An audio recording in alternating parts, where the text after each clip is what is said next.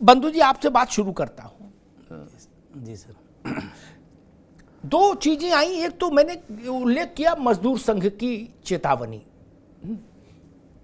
कि भाई मान लेना चाहिए सरकारों को पुरानी पेंशन वाली बात, और नहीं तो चुनाव में उसका खामियाजा भुगतना पड़ सकता है।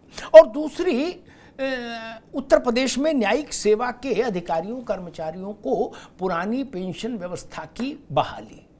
इन दोनों संकेतों के बीच में आप 1 तारीख को दिल्ली में रैली करने जा रहे हैं। आपका अपना आकलन क्या है, इस वक्त स्थिति कहां तक पहुंच गई?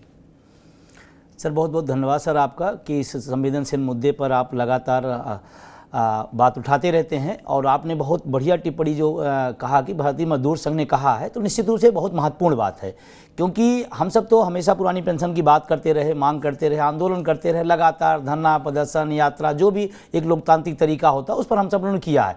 लेकिन उनका ये बयान आना, इसका मतलब कहीं ना कहीं अंदर खाने में भी ये बात चल रही है, क्योंकि वहाँ से बयान आने का मतलब हुआ है, और क्योंकि सब ये जानते हैं कि वहाँ के बयान को सरकार, वर्तमान सरकार का अगर कहें कि उसको इग्नोर कर पाए संभव नहीं है, ऐसा मतलब मान्यता है लोगों की। और दूसरा है कि जैसे 4-5 राज्यों के अंदर पेंशन बहाल हुई, अटेवा NMOPS तमाम सारा संघर्ष, तमाम से रैलियाँ तमाम माध्यमों से किया, हम उन सबको भी बधाई देता हूँ। और अभी जो वर्तमान परिस्थिति है उसमें ऐसा पूरे देश को लगता है, तमाम शिक्षक कर्मचारी संगठन जो हमारे साथ में उनको भी लगता है कि ये लड़ाई अब अंतिम मुकाम की तरफ है। और उसी अंतिम मुकाम का असर है कि 1 अक्टूबर को जो पेंशन संघनाद महारैली रामलीला मैदान दिल्ली में होने जा रही है, ये अद्भुत अपने आप में होगी। और बहुत बड़ा समर्थन मिल रहा है पूरे देश के अंदर, चाहे रेल का हो, ऑर्डिनेंस फैक्ट्री हो, सेंट्रल के हो, स्टेट के हो, तमाम संगठनों के लोग हैं।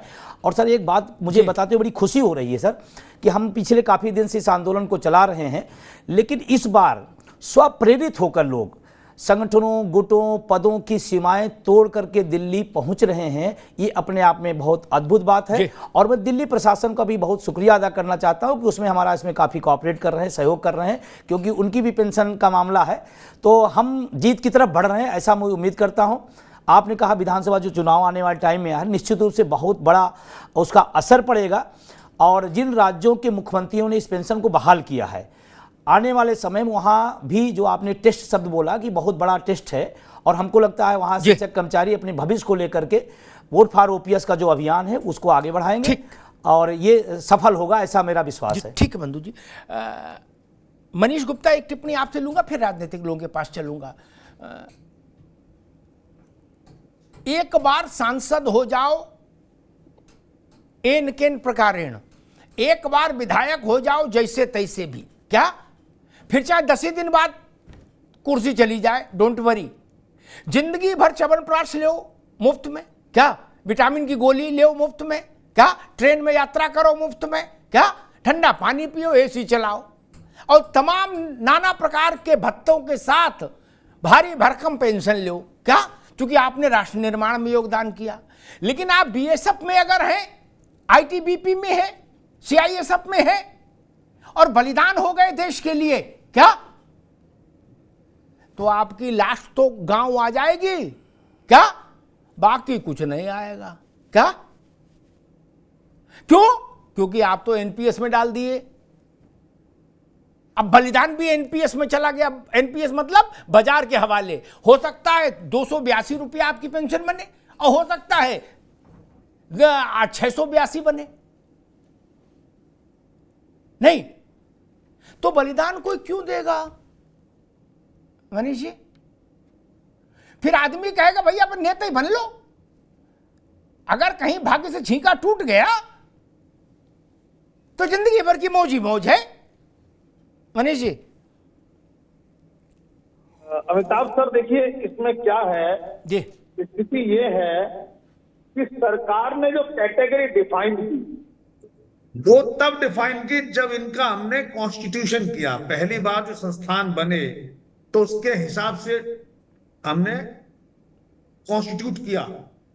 जब संविधान बना था 1947 से 1949 में, जब संविधान बन गया था 26 नवंबर 1949 तक, उसके बाद से उसमें कितने अमेंडमेंट हो गए कि 1 दहाई 2 दहाई सब अमेंडमेंट है ना, 3 दहाई अमेंडमेंट हो गए। तो अमेंडमेंट तो जैसा कहते हैं ना, परिवर्तन is the change of nature. अगर कहीं कुछ रिक्वायर्ड है तो चेंज होना ही चाहिए।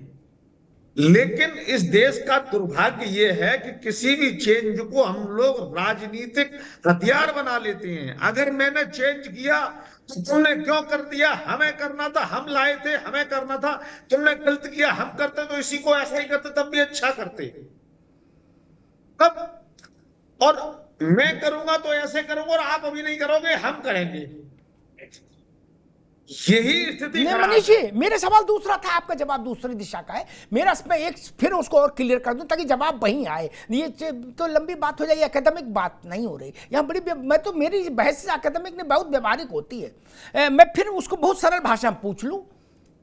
एक बार नेता एमएलए एमपी रह लिए, क्या किसी कारण से हो बन जाए, क्या जिंदगी भर माल आएगा, पेंशन का, भत्ते का, च्यवनप्राश सरकारी डिस्पेंसरी से, ठीक।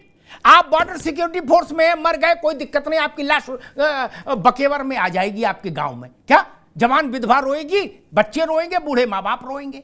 बोले क्यों? बोले हमने तो एनपीएस लागू कर दिया था। मैं ये पूछ रहा हूं, अगर एनपीएस इतनी अच्छी है तो फिर राजनेता, जज साहिबान सब में क्यों नहीं लागू कर दे रहे हो? मैं सिर्फ इतना सवाल कर रहा था, बाकी लंबी कहानी नहीं। मैं समझ गया। आपका जो उठाया हुआ कंसर्न है निहायत ही वैलिड पॉइंट है। निश्चित रूप से जहां आवश्यकता नहीं है वहां तो मलाई बांटी जा रही है, और जहां आमूलचूल परिवर्तन होना चाहिए, जहां एक भरपूर रिवॉर्ड मिलना चाहिए कि जो देश के लिए अगर घायल भी हो उसको इतना मिलना चाहिए कि लगे कि हाँ, खिलाड़ी में और सैनिक में कोई फर्क नहीं है। ऐसे ही देश के लिए शहीद होने वाला, ऐसा हो नहीं रहा। दिक्कत यही है, हमसे तो पैरामिलिट्री फोर्सेस के जवानों ने, उनके परिवारों ने, उनके संगठनों ने कितनी बार अपनी व्यथा कही है, हमको मालूम है, मेरी आंख भर आती है। और नेताओं के कुर्ते में कलफ ही कम नहीं हो रहा क्या? कोई सरकार रहे, इतना कलफ है कि नींबू रख दो तो नींबू कट जाए, नींबू काट कलफ पहन रहे हैं क्या? समाजवादी हो, वामपंथी हो, भाजपाई हो, कांग्रेसी हो, कोई हो, क्या दे फॉर्च्यूनर पर सफेद जूता, सफेद मोजा, सफेद कपड़ा, लकलका बिल्कुल पान खा के फॉर्च्यूनर दबाए है क्या? उस पर तो इनकम टैक्स भी नहीं लगता है। अरे कोई टैक्स नहीं लगता महाराज, छोड़ो इन बातों में क्या रखा। ठीक ठीक है त्रिपाठी साहब, विषय वही, सारा अर्थशास्त्र, सारा ज्ञान, देश की सारी आर्थिक हालत की चिंता करने की जिम्मेदारी इसी 85 लाख कर्मचारी के सिर पे डाल दी। बाकी लोग मौज करेंगे क्या? जो लोग फैसला देते हैं देश भर के लिए कि क्या अच्छा क्या बुरा, ये चलेगा नहीं चलेगा, जज साहिबान लोग, उनको सब सुरक्षित हैं। बोले पुरानी पेंशन, विध भत्ते, कहीं कोई लोचा नहीं। नो, किसी सरकार की हिम्मत भी नहीं कि वहां लोचा कर दे, क्योंकि सरकार के मुकदमे भी तो उन्हीं को सुनाने हैं। आप समझिएगा क्या? प्राइमरी स्कूल के टीचर की गर्दन काटने में किसी को क्या फर्क पड़ रहा है? क्या वो सरकार का क्या बिगाड़ लेगा? लेकिन किसी राज्य सरकार ने, मेरी बात गौर से सुनिएगा, across the party line, Tripathi ji, सारे जुडिशियल सेक्टर के अधिकारियों को पुरानी पेंशन में ही रखा है हर राज्य सरकार ने। क्या क्यों भाई? वो भी भारत के नागरिक हैं, वो लेंगे, नेता लेंगे, बीएसएफ का सिपाही नहीं लेगा, प्राइमरी स्कूल का टीचर नहीं लेगा, पोस्ट ऑफिस का बाबू नहीं लेगा, सरकारी जिला अस्पताल का फार्मासिस्ट नहीं लेगा। यह है तरीका त्रिपाठी जी। अमिताभ जी, हमारी पार्टी का बिल्कुल क्लियर स्टैंड है, ओपीएस के समर्थन में है। हम पुरानी पेंशन स्कीम का समर्थन कर रहे हैं और अपने राज्यों में जहां सरकार है वहां हम ओपीएस देंगे। जो दूसरी बात थी, थोड़ा स्पष्ट कर दूं, क्योंकि मैं संविधान पढ़ने पढ़ाने का काम करता हूं। इस न्यायपालिका की तो पेंशन और भत्ते वेतन आप कम कर ही नहीं सकते, क्योंकि वहां अलाभकारी परिवर्तन करने का कोई भी क्लॉज गवर्नमेंट के पास है ही नहीं। संसद लाभकारी परिवर्तन कर सकता है, पद पर आने के बाद न्यायाधीश महोदय के संदर्भ में कोई अलाभकारी परिवर्तन नहीं हो सकता, वहां की बात ही अलग। लेकिन निश्चित तौर पर जो कर्मचारियों की पीड़ा है, बड़ा संवेदनशील मामला है और बाजार के हवाले इसको नहीं किया जाना चाहिए। और इस बात पर कांग्रेस पार्टी का स्टैंड ओपीएस के पक्ष में है और ओपीएस हमारा चुनावी मुद्दा भी है और हमने अभी मध्य प्रदेश में भी इसकी घोषणा की है और आप देख भी रहे हैं कि हम 2 राज्यों में दे रहे हैं। तो निश्चित तौर पर जहां जहां कांग्रेस सरकारें हैं हम इसके समर्थन में काम कर रहे हैं और करके दिखाया जाए। ये नहीं कि हम इसे चुनावी मुद्दा बना के कर पाएंगे नहीं कर पाएंगे, हमने इसकी घोषणा की है बाकायदे। ये सोचने की जरूरत तो भारतीय जनता पार्टी को है कि क्या सिर्फ कर्मचारियों के हित मारकर, क्या कर्मचारियों की पेंशन रोककर, अभी सेना की अगर जो बात करें तो वहां तो भर्ती ही बंद कर दी है आपने, अग्निवीर बना दिए हैं, अग्निवीर को new pension scheme, old pension scheme किसी का नहीं रखा। तो ये सरकार की नीति समझ में नहीं आ रही है, इसका हम लोग पुरजोर विरोध करते हैं और निश्चित तौर पर ओपीएस के पक्ष में खड़े हैं। कपिश जी, कुछ मसले ऐसे होते हैं जिनमें सामान्य जन जब सवाल पूछता है तो हम जैसे लोगों के पास कोई उत्तर नहीं होता। वो कहता है कि हमारे गांव में अभी 2 नौजवान शहीद होकर आए अर्धसैनिक बलों के, उनके परिवार की ये स्थिति है, संकट में है, कोई सुनने वाला नहीं। जब भारत गरीब था, मैं अक्सर ही कहता हूं, जब भारत दूसरे देश से आने वाले लाल गेहूं को खाकर अपने पेट की भूख मिटाता था, उसके पास उतना अन्न भी नहीं था कि जिससे वो रोटी खा ले 2 टाइम की, तब भी भारत अपने कर्मचारियों को, अर्धसैनिक बलों को पेंशन व्यवस्था में आच्छादित रखता था। आज भारत 5वीं बड़ी अर्थव्यवस्था हो गया, विश्व भर में डंका बज रहा, उसके बाद भी ये परिस्थिति। कबीर जी, अमिताभ जी, सबसे पहली चीज तो हम ये कहेंगे कि आपने इस मुद्दे को उठाया है। हम समझते हैं आपका टीवी चैनल को जितनी बधाई दी जाए उतनी की, और आप अक्सर ऐसे मुद्दे उठा रहे हैं जो वाकई इस देश की जरूरत है और इन पर टीआरपी नहीं मिलती, फिर भी आप उठाते हैं, ये बहुत बड़ी बात है।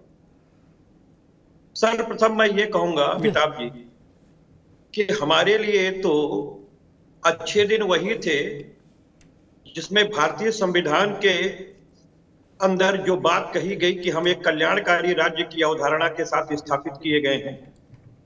वो कल्याणकारी राज्य की अवधारणा के तहत ही मां भारती की 30, 35, 40 साल की सेवा करने के उपरांत एक युवा जिसने अपनी पूरी जवानी तजी थी मां भारती के लिए, जब वो बुजुर्गियत में आता था तो मां भारती उनका ख्याल करती थी। मां भारती इस सरकार के माध्यम से उनकी बुजुर्गियत की गारंटी देती थी कि आपको दवाई भी, आपको खाना भी, आपको दूध भी, आपको विटामिन की गोली भी, जो आपकी मानव गरिमापूर्ण जीवन जीने के अधिकार है, वो सब की गारंटी हम देते हैं। तो हमारे लिए तो अच्छे दिन वही थे जिसमें ये सारी चीजें मिलती थी।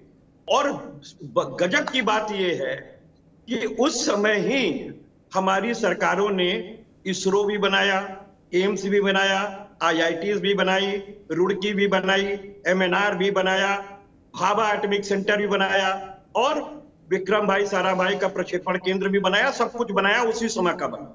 यानी हम तरक्की भी कर रहे थे और कल्याणकारी योजना से अपने देश के युवाओं की बढ़ोतरी को सुरक्षित करने का काम कर रहे थे।